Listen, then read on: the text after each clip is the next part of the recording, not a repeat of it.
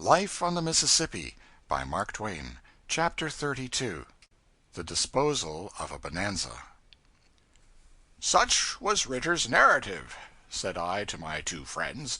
There was a profound and impressive silence, which lasted a considerable time. Then both men broke into a fusillade of exciting and admiring ejaculations over the strange incidents of the tale, and this, along with a rattling fire of questions, was kept up until all hands were about out of breath. Then my friends began to cool down and draw off, under shelter of occasional volleys, into silence and abysmal reverie. For 10 minutes, now, there was stillness. Then Rogers said dreamily, $10,000, adding, after a considerable pause, 10,000. It is a heap of money. Presently the poet inquired, "Are you going to send it to him right away?" "Yes," I said. "It is a queer question." No reply. After a little, Rogers asked hesitatingly, "All of it? That is, I mean—" "Certainly all of it." I was going to say more, but was stopped by a train of thought which started up in me. Thompson spoke, but my mind was absent, and I did not catch what he said, but I heard Rogers answer, "Yes, it seems so to me. It ought to be quite sufficient, for I don't see that he has done anything." Presently the poet said, "When you come to look at it, it is more than sufficient. Just look at it, $5,000. Why, he couldn't spend it in a lifetime. And it would injure him, too, perhaps ruin him. You want to look at that. In a little while he would throw his last away, shut up his shop, maybe take to drinking, maltreat his motherless children, drift into other evil courses, go steadily from bad to worse." "Yes, that's it," interrupted Rogers fervently. "I've seen it 100 times. Yes, more than 100.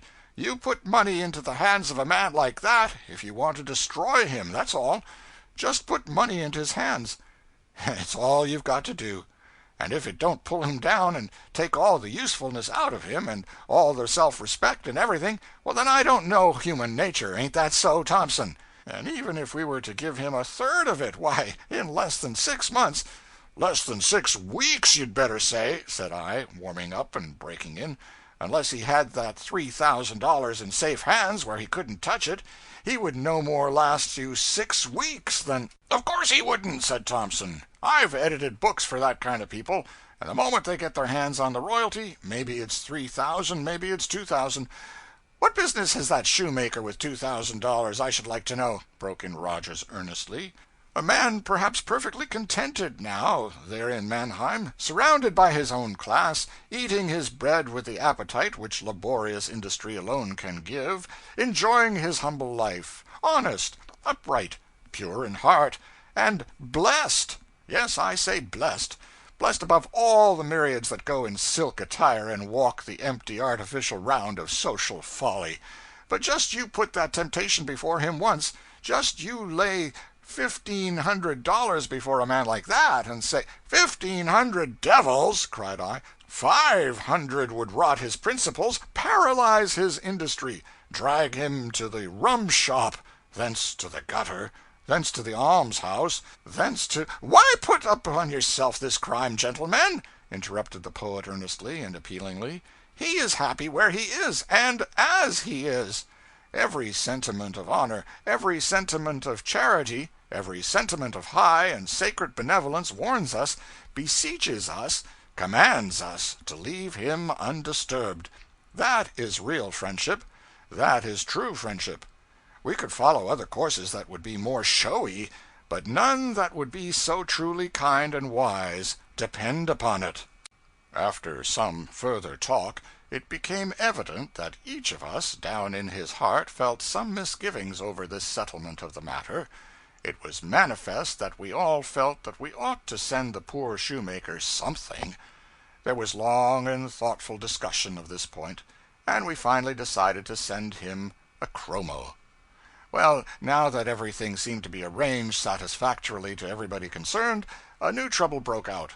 It transpired that these two men were expecting to share equally in the money with me.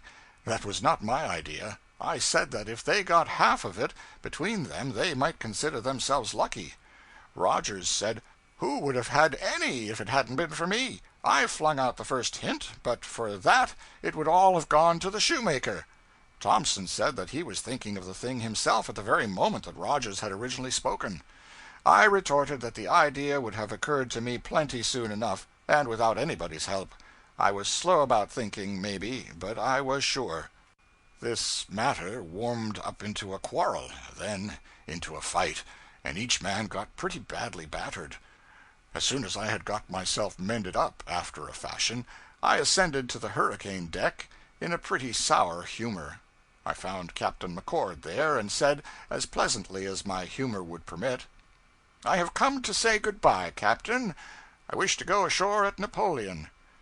"Go ashore where?" "Napoleon." The captain laughed, but seeing that I was not in a jovial mood, stopped that, and said, "But are you serious?" "Serious? I certainly am." The captain glanced up at the pilot house and said, "He wants to get off at Napoleon." "Napoleon? That's what he says." Great Caesar's ghost! Uncle Mumford approached along the deck. The captain said, "Uncle, here's a friend of yours wants to get off at Napoleon." "Well, by—" I said, "Come, what is all this about? Can't a man go ashore at Napoleon if he wants to?" "Why, hang it, don't you know? There isn't any Napoleon any more. Hasn't been for years and years. The Arkansas River burst through it, tore it all to rags, and emptied it into the Mississippi." "Carried the whole town away? Banks, churches, jails, newspaper offices, courthouse, theater, fire department, livery stable, everything?" "Everything. Just a 15-minute job, or such a matter. Didn't leave hide nor hair, shred nor shingle of it, except the fag end of a shanty and one brick chimney. This boat is paddling along right now where the dead center of that town used to be.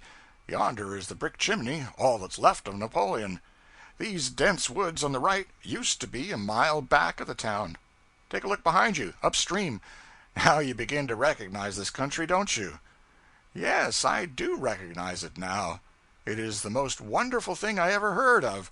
By a long shot the most wonderful and unexpected."